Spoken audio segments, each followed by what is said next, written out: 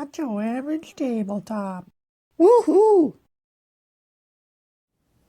Welcome to Not Your Average Tabletop. I'm Zach. And I'm Pepper. And today we're giving our first impressions of Forge. Which, this is a game that we looked at when we did our Take My Money Kickstarter crowdfunding video, but we didn't end up backing. But then at Gen Con, I saw it again, and I'm like, I remember being a little interested in that one on the campaign, so went over and took a look. The designer was there and kind of gave us a demo and talked about it a little bit more, and we ended up pulling the trigger on it because it sounded like a lot of things that I like, worker placement, and then there's like some upgrading of things and stuff. But then kind of goals that you're trying to meet, which reminded me a little bit of like a scythe sort of Yeah. thing. So yeah, a lot of things that I really liked, and yeah, so we have it here, and we just got done playing our first game of it, a two-player game. And what were your thoughts, Pepper? My thoughts, I was worried I didn't look as into it as you. I'm not as interested in these Euro games as you Mm-hmm. initially. So I didn't know if this would really have anything to set it apart or if it would feel pretty basic.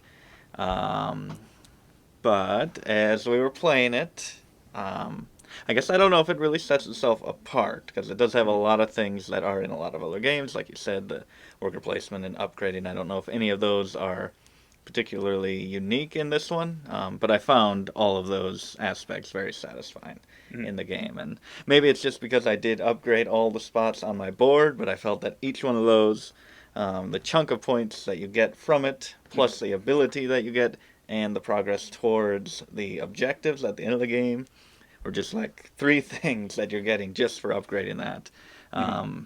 and getting. And I had cards as well, which, or maybe no, I just had something that gave me a discount when I was upgrading, and I just thought that it was a very satisfying, rewarding game. Mm-hmm. Yeah, I would agree. I felt like a lot of the different things you could buy in the game felt rewarding, especially like when you take the develop action, which would usually give you some, typically either an immediate benefit or Yeah. something that was ongoing.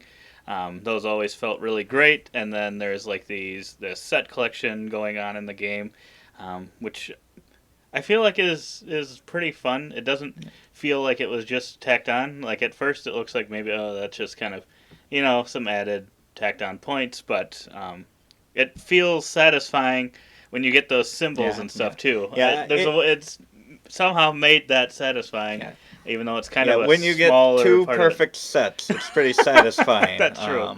I did not get that. I feel like you do that. I know in Tudor, there's a game that probably no one knows.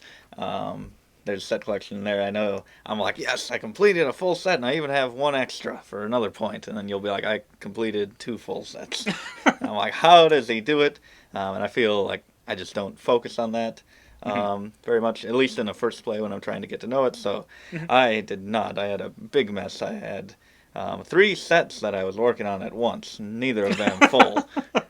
So not as satisfying for me, but when I looked at yours, I'm like, wow, that's really awesome, especially near the end when you're looking for those specific ones and Mhm. you are able to get those. Yeah, Yeah. yeah, for sure. Yeah, it just gives another potential thing to think about because yeah, it even at the very end of the game had me debating between two different moves that both I don't know.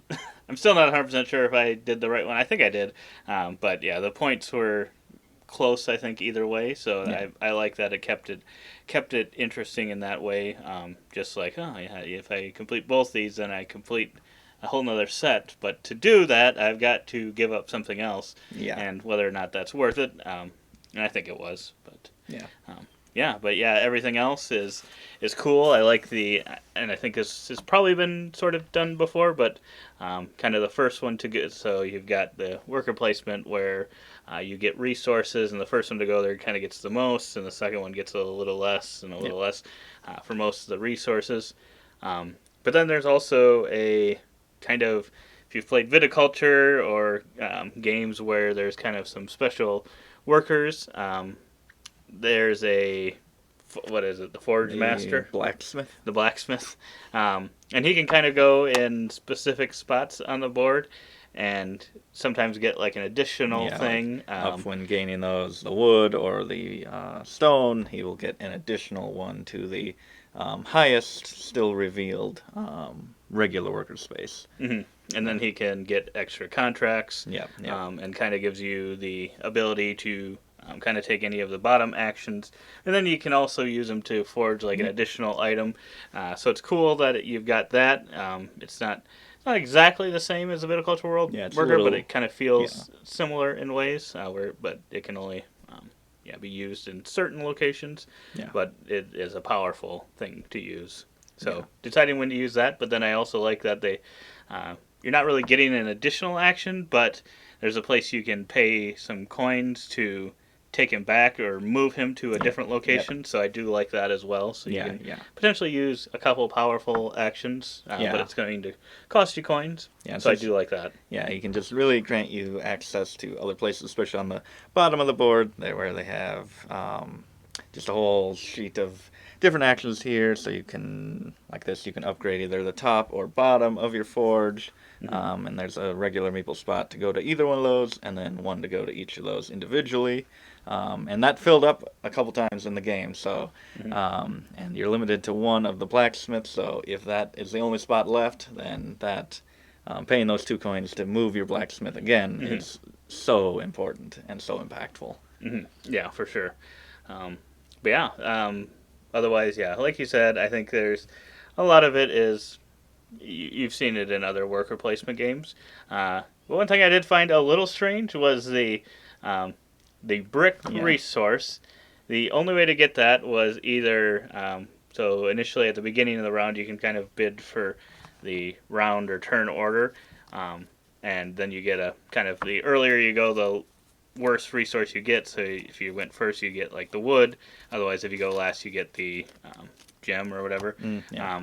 So you could get the brick there, but otherwise there's no actual spot to go collect bricks except Yeah. going to the market and paying 4 coins for them. So I feel like you didn't really need that many bricks I No, found just throughout the game. So I just it's not scrolled like through it's- those 2 decks and I only found 2 single brick costs in there, mostly to upgrade your forges over here. Right. But even then, it's only 3 total bricks for upgrading all of those. So just a couple of these cards to fulfill. Okay, so and yeah, a so little maybe over it there. just wasn't a needed resource as And much. there's a couple more in here. But I did find that interesting. Yeah. I don't think I've ever seen that in the game I before. like that idea, but I wish it was just. I feel like it could have been a little more used, a little Right, more yeah. needed those bricks. I But think- you don't yeah. want it too much because it is so hard to go and get them. Right, exactly. So there's that fine line. But yeah, it would have been interesting if more of these had like a 1 brick cost. Yeah, yeah. Not like something crazy, but like just to make you have to get some more bricks, because that would be a very interesting thing if it's like, well, you have the ability to kind of go out and collect these resources, but you're not really going out and collecting bricks necessarily. So you might have to buy them from someone else, and maybe trade in some other resources to get that coin. Yeah.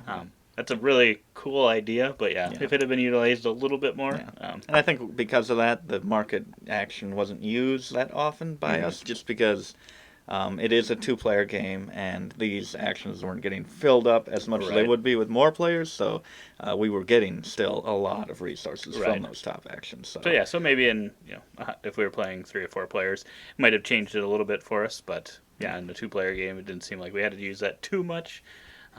But yeah, otherwise, I thought it was pretty solid. I think I'm probably coming in at probably about an 8 on this one. I like worker placement games a lot. This one feels pretty quick and snappy for most things. I don't think it's one that is like extremely strategic, and it seems like all the benefits and cards and stuff you can get, even though it looks like you could potentially have a lot out here, it's really not overwhelming at all. I didn't find so I really like it when it's that way versus I know some games it's like, oh, I got to remember I have that card, and it could happen in this game, but I feel like this one I never felt like I was like, oh yeah, I totally forgot about that card. I I agree with that.